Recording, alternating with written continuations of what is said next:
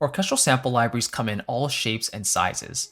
Some are designed to be all-encompassing and extremely comprehensive, while others are more niche and focused in nature, specifically focusing on one particular solution.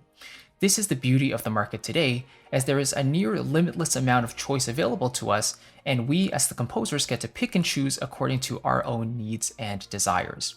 In today's video, we'll be taking a look at a smaller company called Musical Sampling and see where it lies in terms of its vision and output.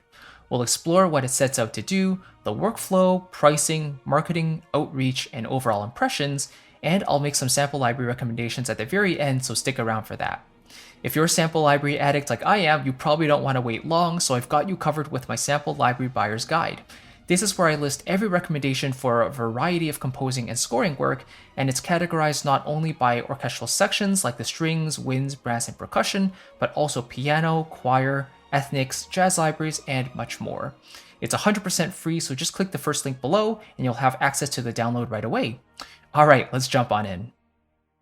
The health of any business isn't necessarily tied to its debut offering, but introducing yourself with something solid and valuable certainly helps. Musical Sampling jumped into the scene with their orchestral library, Soaring Strings. While it's designed to do one thing, it does it well, and is a staple in many composers' templates when it comes to legato strings. This also paved the way for the company's future, as every future release has been more niche and focused instead of broad and all-encompassing. They soon followed up with their trailer brass and trailer strings, as well as adventure strings and brass to round out their orchestral line. They then turned their focus to drums, percussion, and sound design, which proved to be quite versatile and applicable to many situations. More recently, they've also introduced their Atelier series, which are essentially smaller libraries that quote-unquote don't necessarily belong to a bigger themed release. This includes big band and jazz-focused libraries like the trumpet and saxes, as well as woodwinds like solo clarinet and flute, vocals like Maggie and Amy, and the anthem choir. Pluck is also a cute library featuring a variety of plucked instruments suitable for comedy, animation, or just a light feel in general. Let's talk about the vision and direction of Musical Sampling. If I had to sum up the libraries in 3 words, they would be fun, inspiring, and playable. Seriously, these are libraries where I can sit down and noodle around for hours because the sound is instantly gratifying and I can hear music in my head while playing for fun. Soaring Strings is a perfect example of this, and it's so simple to drag in the patches, come up with your own voicings, and have it sound good without much fuss. It's simply plug and play, and it just works. This is especially evident with the horns in the Atelier series. When you load in the legato saxes and trumpet, you're presented with literally one knob in the center which controls the reverb. Therefore, you're limited in terms of articulation, but it does what it's designed to do very well, and I personally prefer this approach. I tend to get quite impatient and overwhelmed if I can't grasp new technology quickly, so libraries like these are extremely refreshing and welcome to my template. In other words, when I hear the phrase, made by musicians for musicians, these libraries come to mind. Aaron has done a lovely job keeping things simple, and I really hope Musical Sampling continues down this path. Let's move on to the sound of these libraries. What you'll typically be greeted with is a mix-ready sound with appropriate processing applied for use in your final productions. Not much tweaking or refining is needed here, and it's very easy to add these instruments into an existing arrangement and have them sit and play nicely with others. Using Soaring Strings again as an example, I find it very easy to layer them with CSS, which naturally features a darker sound signature. When combined, you get a gorgeous string sound with a creamy texture, and not much else has to be done to get the sound you're looking for. Another mix-ready library is Boutique Drums Medusa.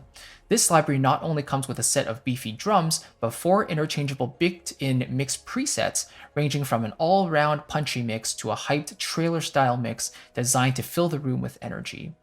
The actual detail of the sound itself is clear and pristine, allowing you to appreciate the recording quality of the samples and essentially put yourself in the room with the performer. It really is a pleasure working with these libraries because not only are they playable and simple, but they sound great out of the box without much need for tweaking after recording. What more could you really ask for? When it comes to pricing, Musical Sampling typically offers an intro price followed by the regular price after the launch period. Prices typically range from the $30 mark for products like Daydream up to $250 for the orchestral line. All in all, I would consider these prices quite competitive when you consider what's out there in the market. You also have the option to try their samples for free with the launch of the freebie trumpet, so you can essentially try before you buy. This is similar to other developers like Spitfire Audio and Orchestral Tools, who have their own free products, which allow you to dip your toes into their instruments and see if you want to continue down their product line in the future. At the time of this recording, most, if not all, of the musical sampling products require the full paid version of Kontakt, so keep that in mind if you only have the free Kontakt player. I've always recommended purchasing the full version of Kontakt anyway because there are many developers out there who prefer not to pay Native Instruments the large sum required to host their libraries in Kontakt Player, but the libraries themselves are excellent. Assuming you do have the full version of Kontakt, I would be sure to check the website, listen to the demos, watch some reviews, including mine of course, and really ask yourself whether you need the library and what it would do for you and your music.